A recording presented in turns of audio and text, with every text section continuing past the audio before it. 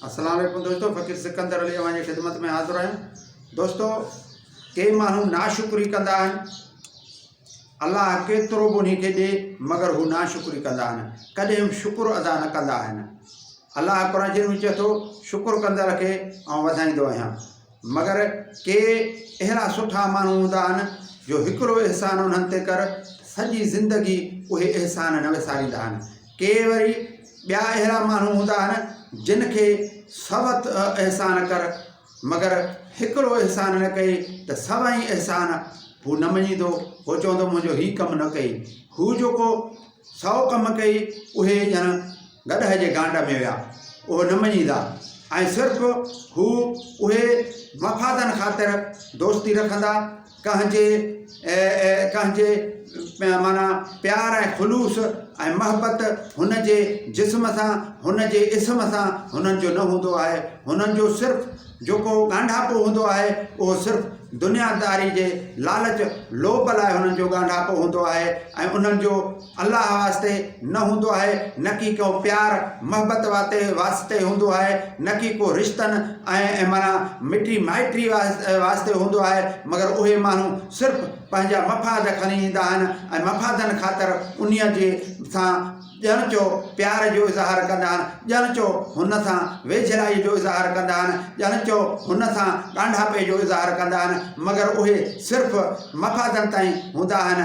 मां ईअं ॾिठो आहे जिन जिन माण्हुनि जे माना सां घणा माण्हू गॾु हूंदा हुआ, जॾहिं उहे वीचारा जॾहिं वञी पंहिंजे माना हालति उन में गुरबत में हलिया विया त उहे माण्हू उन्हनि खां परे थींदे मूं ॾिठा। वरी उन्हनि ॾे असां वञी उन्हनि खे वञी सलाम दुआ कयूं, वरी उन्हनि सां मिलूं, उन्हनि खे आथतूं ॾियूं, उन्हनि खे सम्झाइणियूं ॾियूं त बाबा इंसानु लाहिनि चाढ़नि मां गुज़रंदो आहे। क़ुरान शरीफ़ में बि आयत आहे त अलाह साईं चवंदो आहे मां मोमिन खे परखींदो आहियां, पर उहो सुधरी हले त बहितर आहे। हीअ परख आहे, पर जेकॾहिं हू दोस्तनि जी पोइ तॾहिं ख़बर पवंदी आहे, मिटनि माइटनि जी तॾहिं ख़बर पवंदी आहे, प्यार जो ऐं महबत जो इज़हार कंदड़नि जी तॾहिं ख़बर पवंदी आहे। दोस्तो, जॾहिं उन्हीअ ते ॾुखियाइयूं पहुचंदियूं आहिनि, जॾहिं माना सौखे जो हर को, पर जेको ग़रीब थिए पोइ वरी ग़रीब थिए त पोइ ॾिसो त उन्हीअ सां केरु वेझो थो अचे, केरु उन जो हमदर्द रहे थो, केरु उन सां माना महबत करे थो। पोइ इहा ख़बर तॾहिं पवंदी आहे जॾहिं अहिंजी ओखी पहुचंदी आहे, जॾहिं पैसे जो ज़ोर टुटंदो आहे, जॾहिं माना का वटि तकलीफ़ ईंदी आहे, पोइ उन खे ॾिसो त उहो माण्हू तव्हांजो केतिरो कमु अचे थो।